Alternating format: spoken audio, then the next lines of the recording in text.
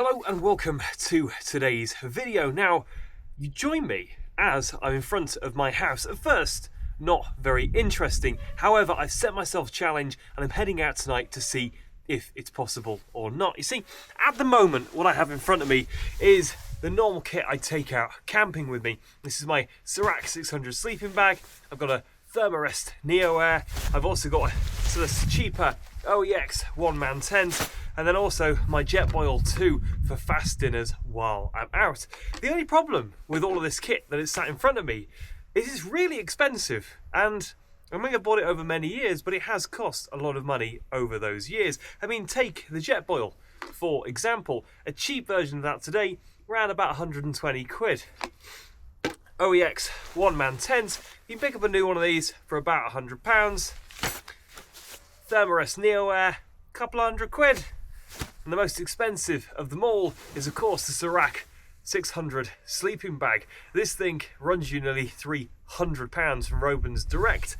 Now, let's not pretend like you might not be able to pick all of that up a little bit cheaper if you shopped around, got some of it second hand, and invested over the years like I have. However, if you were to go out today and purchase all this, that means just these four pieces of kit sat in front of me have a purchase price of £700. Now, that's a lot of money to just not spend the night in your lovely warm house, let's face it. And for most people coming into the wild camping market, I imagine money is going to be the biggest barrier for a lot of people. Well, money and knowledge of what kit to buy at that price point. That's why I set myself a challenge. I've been an outdoorsman for quite a few years now. I've also wild camped for probably a decade or so. And I wanted to see, could you still wild camp on the cheap? I'm on about spending £100 in a national outdoor retailer and getting a setup which would allow me to spend one night under the stars. It might not be the most comfortable, it might not be quite as warm as I would be with these items here, but is it possible to have an enjoyable night under the stars in the outdoors for £100? Well, we're going to find out, because I've done it. I went on Go Outdoors, I spent quite a long time looking through the kit that I was going to buy, and this is what I bought. Here we go. This is what £100 got me from Go Outdoors for my night out tonight. Now, I managed to pick up an OEX 1 to 2 season sleeping bag, obviously synthetic. This was round about the £30 mark. With that, I've also paid it with a sleeping bag liner, which a lot of you will know will add a lot of warmth to your synthetic and cheap sleeping bags. This was £12, which was nearly half the cost of the sleeping bag. However, if you're buying cheap sleeping bags, I do recommend liners because it's just going to add an extra layer of warmth and should make my night tonight a little bit more comfortable. I've also picked up, obviously, the OG roll mat, let's face it. This was, I think, £7 or £8, something like that. I've got countless ones of these that I don't really use anymore because I don't find them particularly warm or particularly comfortable. But if you want a roll mat, which we needed one, this was the one that was in budget. So we've got a good old OG foam roll mat. I've also managed to pick up a bottle of gas, which again, I realise I've got quite a lot of, but if you were just jumping into wild camping for the first time ever, you probably wouldn't. I've also got a survival blanket. This was particularly cheap as well. Again, probably £4 or £5. Now, the reason I've got one of these is because all of this here isn't particularly warm. The temperatures tonight, about 2 degrees or so. I'm going to stretch the comfort of this probably with the liner and some base layers to about 4 or 5. So I'm just thinking in the night I might want something just to give me an extra layer of protection from the cold. And I felt like that was a really sensible option, to be honest. And someone doing this for the first time, that's a good recommendation. Survival blanket. And then finally, the piece de resistance of this entire thing is the stove. This is a Coleman all-in-one cooking set, and I've got to be honest, I'll show you later, but I've had this up and set up and I'm dead impressed with it. I did spend nearly half the budget on it. It was about 45 quid, which brings me to the point I'm trying to make with all of this is I've tried to go for pieces of kit that someone would use time and time again. You could go out and buy completely hit kit. However, you'd never use it ever again. And someone coming into the outdoors might be scared off by the fact that all of their kit's kind of a bit crap. So I have tried to go for a reasonable setup here within my budget. So that's why I've got the stove. I've got to be honest, I think I'm going to use this thing way after this video. I've been blown away by it so far, but I'll tell you more about that later. Now, at this point, you are going to be noticing something. Drum roll, please. We've got no tent or any form of shelter at all. And that's because within the price budget I set myself, it simply wasn't possible.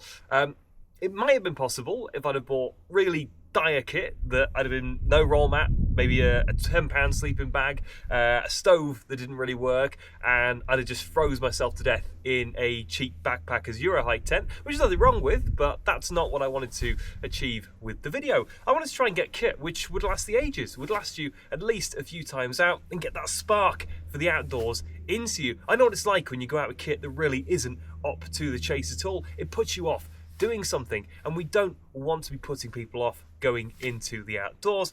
That's why I've got no tent. That's why I'll be on my roll mat with my sleeping bag, cooking away with my little stove underneath the stars. And I've got the weather for it tonight. It's a little bit cold, but it's guaranteed to be dry. And if you're wild camping for the first time, that's the sort of night you want to go out on. Don't go out on a night where there's high winds. Don't go out on a night where it's hammering it down all night long and your kit's getting wet because your tent's not quite up to it. Go out on a nice dry night, no wind, and just enjoy the outdoors. When you get a bit more extreme and you're a bit more rugged, you can go out in snowstorms and to the top of mountains and all the rest of it. But just to start off with, just stay local. It's a really, really good way to get into it. And this adventure is going to be local. I'm going to pack my kit up in a moment and I'm going to set off from my front door for the night. I'll probably be about an hour away from where I am, and most people by bus, by train, by foot, by bike will be an hour away from some incredible open space. I'm fortunate enough to be able to walk from my front door and within 5 minutes be off in the middle of nowhere, but anyone within an hour in the UK can get to some open space, so that's what I'd encourage you to do. We're going to pack our kit up, we are going to set off in a direction. I've got no idea where I'm going yet, and we're going to see if it's possible to spend a night under the stars for £100. And so the adventure begins. We leave the house behind and begin our very easy wander off into the countryside. I've picked a spot now that's about an hour away from where I am currently. I'm hoping it's going to be suitable for the night and for my £100 setup.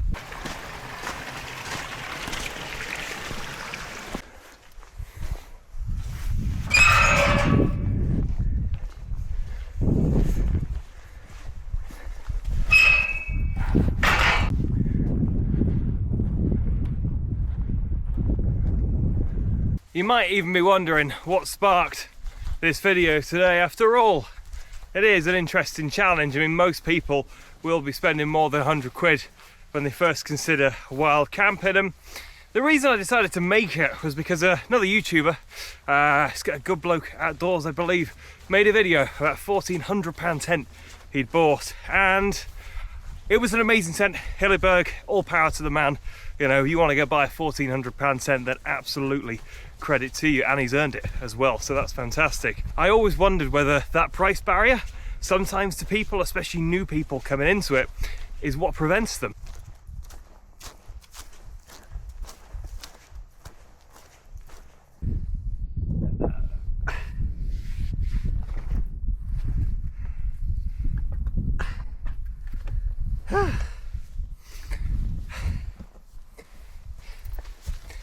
Someone could absolutely make a calendar about farmers, styles, gates, and what they've chosen to do. That one's just a very narrow fence into a very wet field.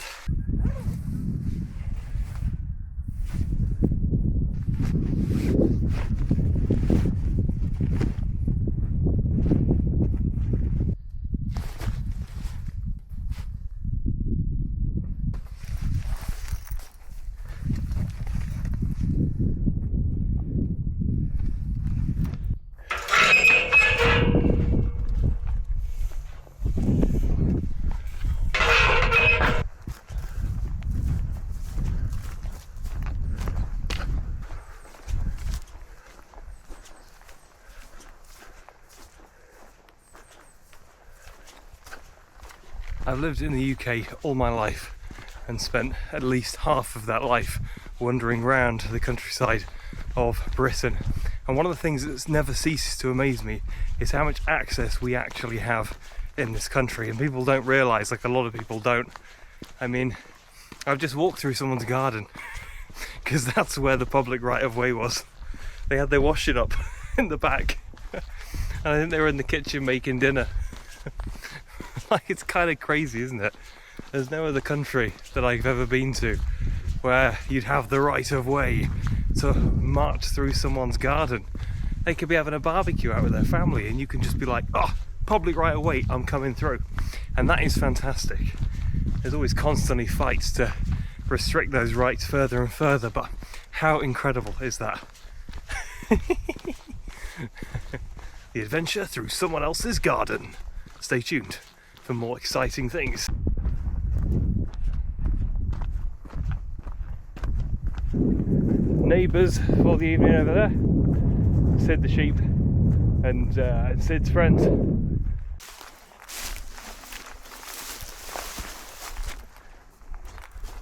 There you go, you join me in a random field about an hour from home, but that was of course the plan. Now for tonight we obviously need to get ourselves set up. I am losing the light, in fact I'm going to lose the light within the next half an hour or so, so I want to make sure I get myself set up before that happens. We're going to pop our roll mat down, get our sleeping bag, get our liner sorted, get our stove out too, and I'll join you once all that is done.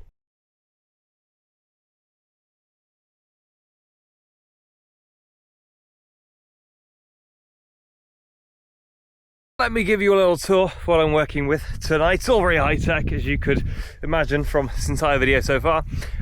Obviously got my 1 to 2 season sleeping bag. I've put my liner inside that. I've got my multi-foam mat, which that is thinner than I remember them being. Maybe I've got wider, but I feel like those have definitely got thinner. But anyway, I'll be able to sleep on that. And then of course I've got my stove and my little coffee cup set up as well. There's obviously a few bits and pieces I've got out here tonight that you may not be able to get on your £100 budget, or you may not have, but that's the whole point. Get out there, improvise, find out what you do and don't need, and eventually you'll be able to just bob out onto the fells for a night in the fields. It'll be interesting to see how this holds up for the night. It is dropping cold tonight, as I said. It is about 1 or 2 degrees. This, I'm hoping with the sleeping bag liner. I've also got some leggings and I've got a base layer as well. I'm hoping I'm going to be warm for the night, but I've also got an emergency survival blanket too. So maybe, just maybe, we'll pull that out and I should be alright. Before it goes dark, before we lose the light, I am going to make myself a coffee in my Coleman stove. Now, I have had this on just to check it worked last night, and I was honestly so impressed with it. You don't need to carry a lighter because it's got an electrical like igniter spark, which is really cool. You just click it down and it lights. So all I'm going to need to do is pop some water into the top half. It staggers me Jetboil can charge £100 when Coleman are making something like this. I know there's lots of cheap kit around. I know you can get like Maple Fire kits and all sorts of stuff, but this in particular, for what you get with it, is a really good price. And that was kind of the reason I bought it. It was the reason I did the video, was because I wanted to see what you could truly get in that price bracket. Now I did spend half the budget on my stove, quite a lot. However, I'm pretty sure I'm going to use this stove for many nights after this. I'm going to need 2 hands for the gas bottle. Turn that on. Did find you need to turn it up quite a bit.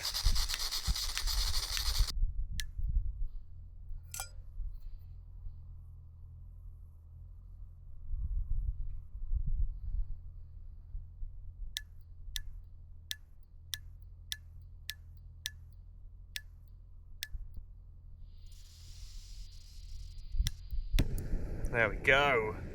I would say probably carry a lighter just in case. I think what happened there is the gas was too cold and it almost flooded it. Oh, sorry, I need to pop that back on the top. That sits on. That sits on. Then I've got my lid. Oh yeah, check that out.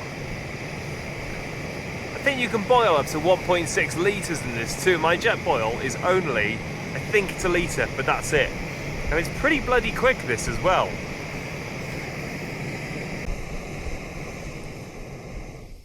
There we go. I didn't time it because I forgot. I wish I had done. However, that is ready to rock and roll. It seems like it's just been a couple of minutes, if that, to be honest. Get that in. Oh, mega stuff. And we've got a hot cup of coffee in a field. Very simply, while camping out for the night. It is actually fantastic to be out here, back to the basics of wild camping, you know? I think as we do it more and more, you tend to get wrapped up in going further and further and higher in these more extreme locations, which make for epic photos. But there's something about just like a sleeping bag, a field, a stove, I've got a beer in my bag, and we're just out in the wilds here. There's something that's really simple about that, and doing it with such simple kit as well takes me back to when I was a kid doing this. I didn't always have £700 or £800 to spend on kit. I mean, I don't really today, to be honest. But I really didn't back then. And being able to go back to what it was like to have a synthetic bag and a rubbishy roll mat and all the rest of it, it just makes you feel connected to the location you're in. Yeah, I could be in a tent right now, or in a hammock, or whatever it might be. And actually, that would be the next upgrade, I guess. The cheapest upgrade you could do would be to buy probably an army bivvy bag, like an old army Gore-Tex one. That probably set you back 20 quid, maybe. And you would have a reasonably waterproof sort of shelter for the night. So yeah, if your budget stretched that far, that would be the next upgrade. If you liked the night out and you thought, I want to be waterproof, that's where I'd go next personally. Or go to Gaddo's, grab yourself a Bobcat OEX tent, about 100 quid, one man. Again, keep you out of the elements for most of the time. So there's something cool about a micro adventure though, isn't there? Just here in the fields. I got a good view. I've got a coffee. Got my sleeping bag. My bum's quite warm sat on this as well. How warm I'll be when I take off all these layers and jump in this bag, I don't know. But I'm going to find out. And isn't that what adventure's about? Anyway, I'm going to enjoy my coffee with the rest of the view, and I'll join you back later for dinner. Welcome to dinner here in a field. It's me in a field doing dinner. It's pretty simple. We're going to start tonight's dinner with a beer. I forgot a bottle opener, but I'm hoping my Spork Spife can maybe open it. Yes. Obviously, I'm going to pick the bottle lid up and take that back. Cheers, folks, to dinner with me, Rhys Garrard, in a field. Obviously, starts off with a little update. I am nice and wrapped up in my sleeping bag. When I'm in, I haven't got my down jacket on, which is pretty good. I've just got a base layer fleece, and on my bottom half, I would get out and show you, but I'm not leaving the sleeping bag because it's about -1 now at this point because the temperature keeps dropping. I've got my merino wool leggings on, so I'm trying to sort of use what I know about the outdoors to keep myself warm in, suboptimal kit.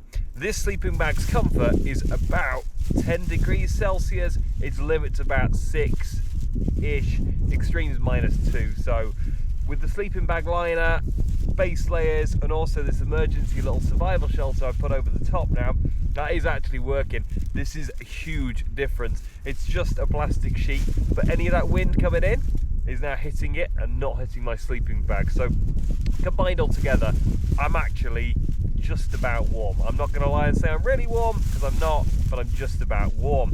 We are going to move on and obviously do a dinner for tonight. So to start off with, we're going to pan fry our chorizo. I have got some spray-in oil. It's a bit of a big bottle to be carrying out with you camping, but I'm not very far from home tonight, so spray some of that into the bottom. There we go. and I'm just going to get that to temperature. We'll turn our gas on. Just as I turned the camera off there, the whole thing sprang into action. I've got to be honest, as much as I love this stove, I will be bringing a lighter next time. That little igniter switch that it's got on in there just doesn't seem to light very quickly, and I've got a really bad feeling one of these times it just wouldn't do it at all. So we'll let that heat up in there a little bit, and then we're obviously going to grab our chorizo out of the box. You can actually smell the oil cooking away. Just lower the temperature on that a little bit. Oh yes. Is there anything better than pan-fried chorizo? Oh sorry, pan-fried chorizo in a field. I think that's pretty hard to beat, surely. Now the one thing that I didn't get within budget is a head torch. You can pick one up, probably about £6 or so. I've got a lot of head torches. However, with the lights I use for filming, I didn't bother buying one. However, because I'm filming on my phone, the camera, and I'm using the light there, I now can't see what it is I'm actually cooking. Which is always good. Rightio, I'm going to say that's probably fried off now a little bit. If I turn down the temperature, I don't want to turn it off because it might not reignite the way it's going. I'm going to pop in my salsa. Oh yeah. I'm also going to bob in my cheese too. Now my plan is that might hopefully sort of all melt in together really. That's what we're working with. If we can just get that all mixed in and melted.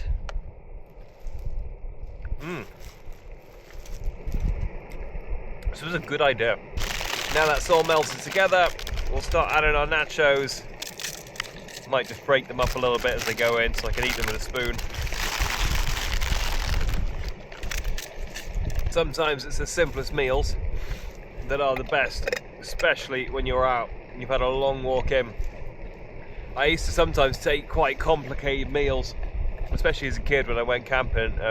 The biggest problem I'd always find is I'd get somewhere knackered from what I was doing throughout the day and just couldn't be arsed cooking at all. Whereas something nice and hot that's just 10 minutes to do is really good. And like that, we've got our loaded nachos. Look at that, loaded chorizo nachos made here in the field. Oh yes, doesn't get any better than that, does it, folks? I think overall I'm quite impressed with my purchases made for this trip. Even the sleeping bag actually, and the liner. I mean, in fairness to the kit I've got out tonight with me, it is way beyond its comfort zone. Everything I've got out here. The only thing is the stove and the gas, but in terms of the sleeping bag, the liner, even the survival shelter and things, it's not really designed to be used on a night like this. I mean, as I said, it's now about -2. It's really, really cold out here, and this sleeping bag's rated with a comfort limit of 10. The liner will take it down to, you know, maybe 7, really. And the emergency shelter over the top, it's kind of just to knock the wind off. And you know what? With the foam mat underneath, I forgot how warm foam mats could be. I mean, it's actually pretty all right. And I think that was kind of the point of this experiment, I guess, was to find out, could you have an all right night? And yeah, for 100 quid, I've not got a tent. But I tell you what, all this kit will get used again, all of it. And that was the aim. But don't let money be a barrier to entry to the outdoors, because it doesn't need to be. I'm going to enjoy the rest of my dinner and finish off my beer as well here in the field tonight. And I will see you at bedtime. Okay, so I can't fully get ready for bed until I've put everything away for the night, but I am wrapped up like a burrito currently in here. I'm also nice and warm. Whether that lasts through the night, who knows? It is getting really chilly out here now. However, I feel like I've done the best job I can getting myself set up with that survival shelter, also the sleeping bag and the liner as well. So it's good night from me, and I will see you in the morning. Good morning from the field. It has been an interesting night, to say the least. I moved my entire bed set over at about 1 AM, and I also packed a lot of the bits and pieces I had out of the way because I was attracting some sheep who were rustling. They even knocked the tripod over in the night as well. So I packed my stove and stuff away, and actually that helped because I've been able to use this bag as sort of a bigger pillow, and it's kept me a bit more upright. Before I was sliding down the field, and yeah, it wasn't that great. But about 1 AM till, what time is it now? Like 7, half 7, I've actually slept all right, to be honest. Considering the kit I've got, I think I've done all right. It is a little bit nippy now, I'm not gonna lie. I can see there's pools of water just off the way that are actually frozen. I'll show you them when we get up. So yeah, it did drop cold in the night, and without this, I think I'd have struggled. This wind's been coming in all night long, and I've had to just lie sort of on my back because that's been the warmest position. If I'm on my sides, then my arse tends to get a bit cold, and if I left my feet uncovered, my feet would also just absolutely freeze as well. So yeah, definitely some learning curves, but it does show it can be done, even with stuff that's not really kitted out for this temperature. If you sort of got a bit of know-how, lay yourself upright, then actually you can spend a night out here under, well, I wish there were stars, but there wasn't, it was just clouds.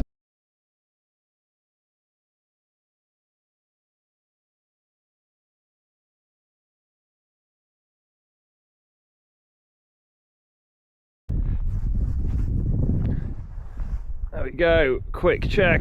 We've cleared everything up and taken it all with us. Looking good. Well, I think that is all from me. Thank you for watching the video today. I hope you've enjoyed it. I will link those little bits and pieces in the description, especially that Coleman stove too, because that was really, really good. Out of all the bits of kit, I will definitely be reusing the stove, and in fairness, the sleeping bag on a nice warm summer's night is going to be absolutely perfect for lightweight hiking and camping. So some good purchases there as well. If you've enjoyed watching the video today, which I hope you have, please like, subscribe, do many things, and one day maybe we will have many views, who knows. But for now, that is all from me.